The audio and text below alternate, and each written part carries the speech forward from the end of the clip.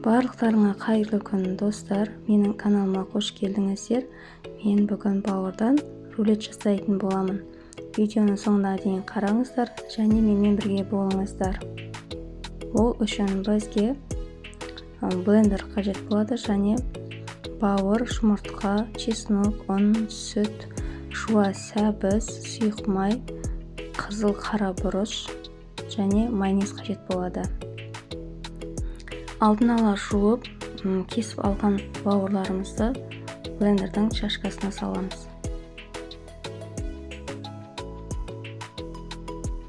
Жақсылап езіп аламыз. Езілген бауырымызды бөлек ыдысқа құямыз. Егер де блендер болмаса, еттатқыштан өткізіп алсаңыздар болады. Ол кезде бауырды екі қайтара өткізесіздер. Маған негізі солай істеген ұнайды. Бұл жерде менде ет тартқышым сынып қалғандықтан блендермен өткізуге тура келді. Енді бөлек ыдысымызға жұмыртқамызды жарып саламыз.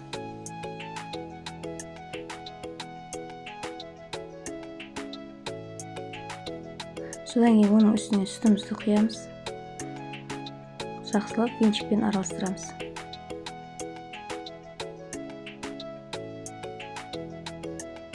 Одан кейін оның үстіне ұнымызды саламыз. Тағы да жақсылап араластырамыз.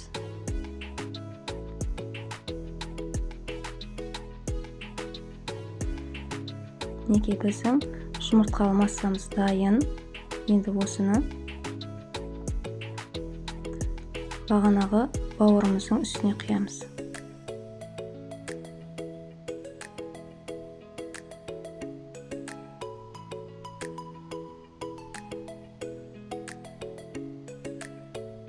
Енді осының үстіне қызыл бұрышымызды саламыз, қара бұрыш саламыз.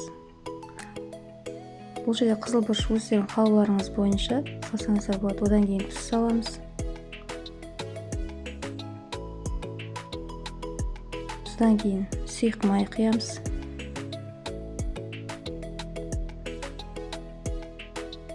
Және чеснокты теркадан өткізіп саламыз.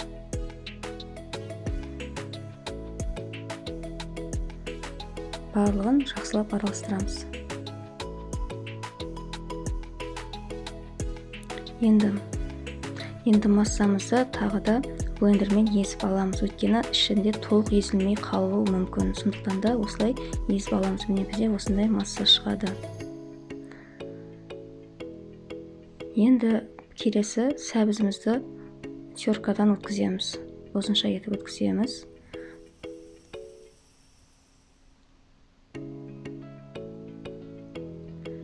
Ең әуелі біз бірінші подливкасын жасап алуымыз керек.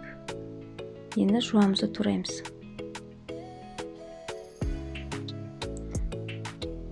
Жуаны осылай видеода көрсетілгендей етіп турасаңыздар, өте әдемі болады, ұзынша етіп шығады.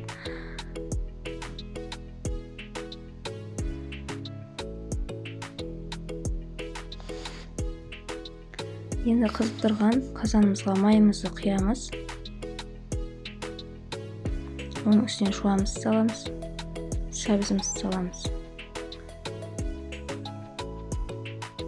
Шамалы ғана тұз себеміз. Қара бұрыш саламыз шамалы. Содан кейін куркума саламыз. Және укроп саламыз. Барлығын жақсылап араластырамыз. Жақсылап араластырып болғаннан кейін қақпағын жауып қоямыз. Әрі қарай қызып тұрған тапамызға майымызды жағып, осылай бауырымызды құямыз. Кәдімгі блинчик жасағандай етіп жасайсыздар міне. Және мына бетін ауыстырамыз. Отымыздың астын орташа етіп қоямыз. Біздің бауырымыз осындай болып піседі. Енді подливкамызды араластырамыз жақсылап. Қатты пісіріп жүрмеңіздер. Міне біздің подливкамыз осындай болып пісуі керек. Енді оттың астын сөндіріп қазанымызды түсіріп аламыз. Біз поtilkамызды суытып алуымыз керек. Тағы да сіздерге көрсетіп өтейін. Қысып тұрған табаға майымызды жағамыз және оған бір ошау бауырымызды құямыз.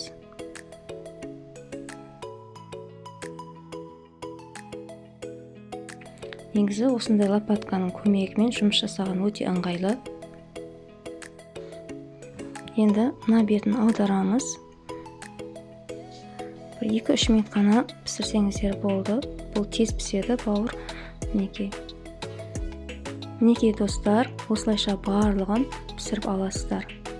Сіздерге барлығы түсінікті болды деп ойлаймын.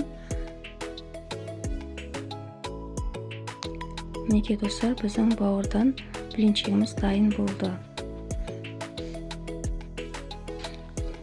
Блинчигімізді жайып аламыз. Ортасына майонезімізді жағамыз. Лопатканың көмегімен осылайша әдемілеп тегістеп жайып шығамыз.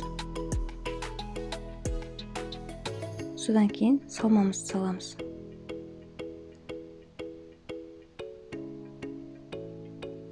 Салманы салған кезде әдемі қылып, бір қалыпты қылып жайып шығасыздар. Сол кезде бізде ораған кезде әдемі болып шығады.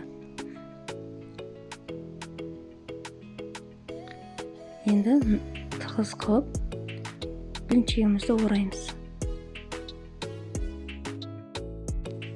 Мінекей біздің бауырдан рулетіміз дайын. Осылайша барлығын жасап шығамыз.